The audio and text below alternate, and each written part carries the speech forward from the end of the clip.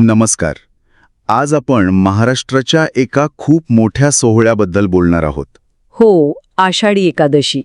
यालाच देवशय्यनी एकादशी असे म्हणतात, बरोबर? अगदी. आपल्यासमोर काही नोंदी आहेत ज्या या परंपरेबद्दल सांगतात. तर आज आपण जरा यात खोलवर जाऊया. नक्कीच. हिंदू पंचांग बघितलं तर आषाढ महिना आणि त्यातला तो शुक्ल पक्ष. म्हणजे पौर्णिमेकडे जाणारा. हो, त्या पंधरवड्यातली ही 11वी तिथी. म्हणजे साधारणपणे जून किंवा जुलैमध्ये येते ही एकादशी. आणि याचं मुख्य केंद्र अर्थातच पंढरपूर आणि भगवान विठ्ठल. बरोबर. विठ्ठल म्हणजे विष्णू किंवा कृष्णाचंच एक रूप मानलं जातं.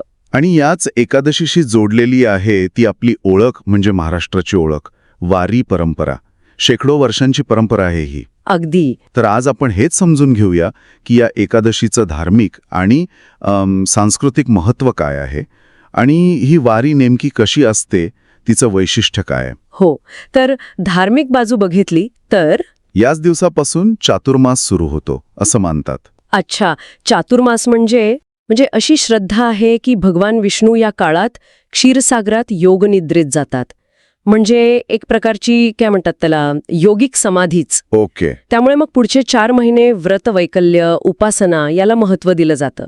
आणि ही एकादशी तर पूर्णपणे विठ्ठलाला समर्पित आहे. म्हणजे उपवास, प्रार्थना, यातून पुण्य मिळतं, मनशांती लाभते, अशी भक्तांची श्रद्धा असणार. अगदी. पण याचं फक्त धार्मिक महत्त्व नाहीये. हो, तेच तर. सांस्कृतिक आणि सामाजिक महत्त्व तर खूप मोठं आहे, नाही का? खास करून त्या वारीमुळे. बरोबर.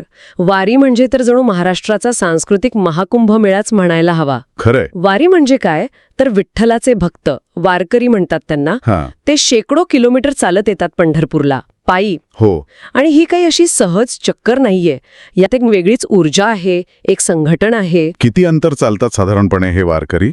म्हणजे काही कल्पना आहे का? हो, मुख्य ज्या पालख्या आहेत ना, जसं संत ज्ञानेश्वरांची आळंदीहून निघते आणि संत तुकारामांची देहूहून. हो, तर या पालख्या साधारण 250 ते 300 किलोमीटर चालतात. आणि त्यांच्या मागे पुढे हजारो किंबहुना लाखो वारकरी असतात. अरे वाह. खांद्यावर पताका घेतलेले, डोक्यावर तुळशी वृंदावन, टाळ मृदुंगाचा गजर करत चालत राहतात. तो ज्ञानोबा तुकारामचा गजर, तो तर ऐकला तरी अंगावर काटा येतो. अगदी. तो गजर आणि अभंग हे वारकरी संप्रदायाचं मुख्य वैशिष्ट्यच आहे. हा वारकरी संप्रदाय म्हणजे नक्की काय? म्हणजे त्याची मूळ कल्पना काय? वारकरी संप्रदाय हा महाराष्ट्रातला एक खूप महत्वाचा भक्तिपंथ आहे. तो नामस्मरणावर भर देतो, देवाचं नाव घेणं. अच्छा. भक्ती आणि सामाजिक समता याला खूप महत्व आहे. कर्मकांडांपेक्षा साधी सरळ भक्ती महत्वाची मानली जाते. ज्ञानेश्वर, तुकाराम, नामदेव, एकनाथ या सगळ्या संतांनी ही शिकवण दिली. बरोबर. आणि वारीमध्ये ही समता प्रत्यक्ष दिसते. तिथे जात पात, गरीब श्रीमंत असा काही भेद नसतो. सगळे फक्त माऊलीचे भक्त. हे खूप महत्वाचं आहे.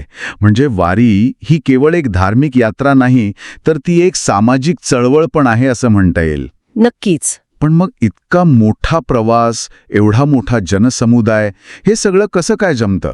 म्हणजे त्यातली शिस्त आणि तो साधेपणा खरंच थक्क करणारा आहे. अगदी. हेच वारीचं वेगळेपण आहे. त्यात एक अंगभूत शिस्त आहे. वारकरी खूप साधेपणानं राहतात. जे मिळेल ते खातात, एकत्र भजन कीर्तन करतात. अनेक जण शेतकरी कुटुंबांतले असतात. म्हणजे शेतीच्या कामातून वेळ काढून ते येतात. त्यांची श्रद्धा आणि समर्पण दिसतं यात. आणि पंढरपूरला एकादशीच्या दिवशी तर किती लोक जमतात? आकडे सांगतात की 10 लाखांपेक्षा जास्त लोक जमतात. तरीही सगळं शांततेत, शिस्तीत आणि अगदी भक्तिमय वातावरणात पार पडतं. अविश्वसनीय आहे. म्हणजे बघा, विठ्ठलाची उपासना, चातुर्मासाची सुरुवात ही झाली धार्मिक बाजू. हो. आणि मग ही पायीवारी, संतांच्या पालख्या, अभंग गायन, ज्ञानोबा तुकारामचा गजर आणि पंढरपुरात जमणारा तो लाखोंचा समुदाय, ही सगळी झाली तिची ओळख. बरोबर. ही फक्त परंपरा नाहीये, हा एक जिवंत अनुभव आहे. खरंय. आषाढी एकादशी आणि वारी हे महाराष्ट्राच्या सांस्कृतिक आणि आध्यात्मिक जीवनाचं एक प्रकारचं प्रतिबिंबच आहे. त्यात भक्ती आहे, साधेपणा आहे, एकत्र येणं आहे. हो, ते सामुदायिक जगणं आहे आणि एक प्रकारची ओढ आहे जी लोकांना इतके किलोमीटर चालवत नेते. हे सगळं ऐकून मनात एक प्रश्न येतो की आजच्या जगात जिथे सगळं इतकं वेगवान आहे, सगळं इन्स्टंट हवं असतं, तिथे ही शेकडो वर्षांपूर्वीची परंपरा, जी एवढ्या शारीरिक कष्टांवर, साधेपणावर आणि त्या सामुदायिक सहभागावर आधारलेली आहे, ती आजही इतकी जिवंत कशी आहे, एवढी लोकप्रिय कशी? हा खूप महत्वाचा मुद्दा आहे, विचार करण्यासारखा. कदाचित आजच्या या धावपळीच्या जगात जिथे आपण खूप एकटे पडत चाललो आहोत, बरोबर. तिथे लोकांना या सामुदायिक श्रद्धेतून, त्या साधेपणातून मिळणारी जी मानसिक शांतता आहे, जो एक आपलेपणा आहे, त्याचा अनुभव हवा असतो का?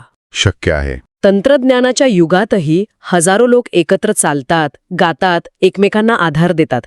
यात काहीतरी आपली मूलभूत मानवी गरज पूर्ण होत असावी, नाही का? हो ना, म्हणजे ही परंपरा आजही टिकून आहे, हेच आपल्याला आजच्या जीवनशैलीबद्दल खूप काही विचार करायला लावतं. अगदी.